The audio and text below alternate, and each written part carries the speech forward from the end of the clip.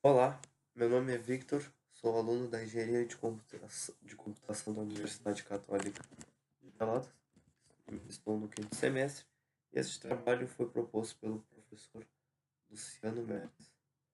O trabalho tem como então principal objetivo demonstrar uma, um controle de estoque através da web. Então, será possível fazer alterações em um banco de dados pela, pela internet, no caso pela web. Bom, nessa primeira parte demonstrarei a parte de back-end. Aqui teremos dois projetos, controle estoque web e estoque JDBC. Estoque JDBC ele é responsável por fazer os CRUDs na tabela. Então, aqui na tabela,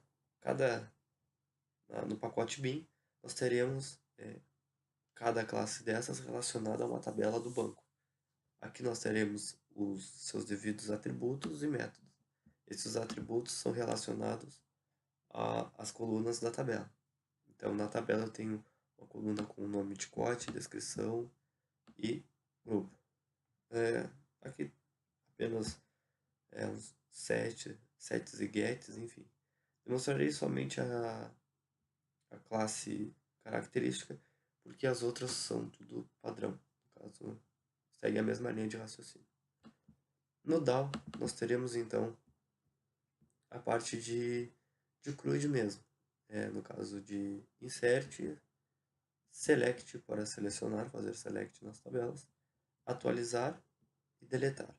Este lista todos, no caso este array ele basicamente faz uma, ele lista tudo que se encontra dentro da tabela, tornando assim então uma, deixando facilmente de fácil visão para que o usuário consiga ver o que ele está fazendo de alterações na tabela sem ter que ir no banco de dados. Aqui nós temos o pacote default, que basicamente possui o esquema SQL, ou seja, como isso aqui seria no caso para a criação das tabelas.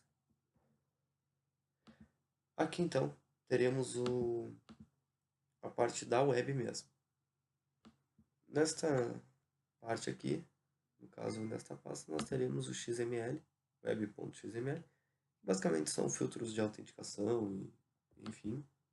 O CSS, que basicamente é a modelagem do HTML, no caso para deixar a página um pouco mais bonita.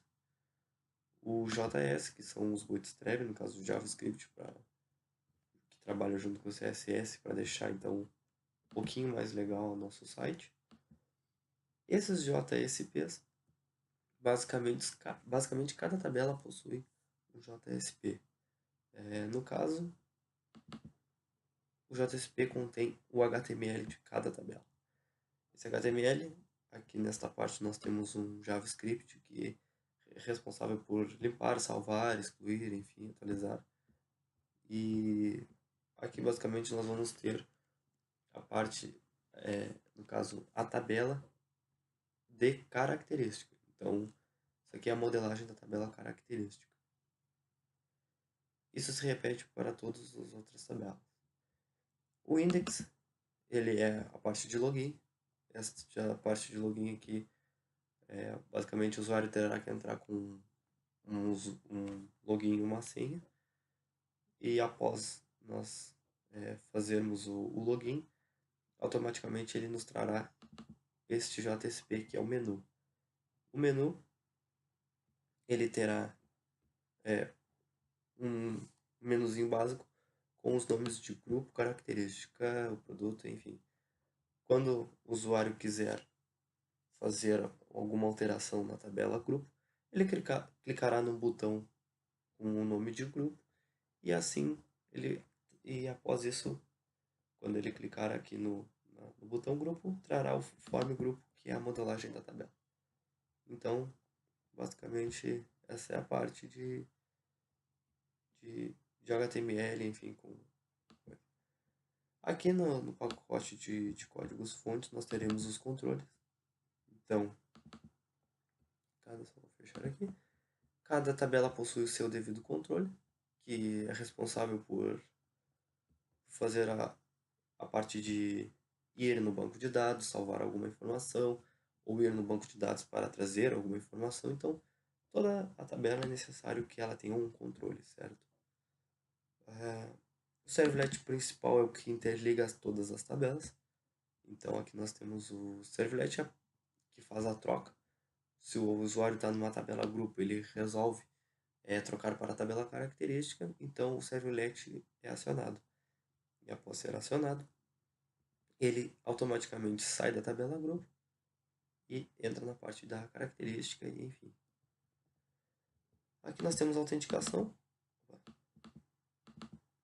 A autenticação, ela basicamente vai ver se aquele usuário colocou corretamente a sua senha e o seu login. Se caso não estiver nada no banco de dados, ele vai dar uma mensagem pedindo para que o usuário tente novamente ou se cadastre lá no banco de dados. Então, basicamente, essa é a parte de back-end do meu trabalho.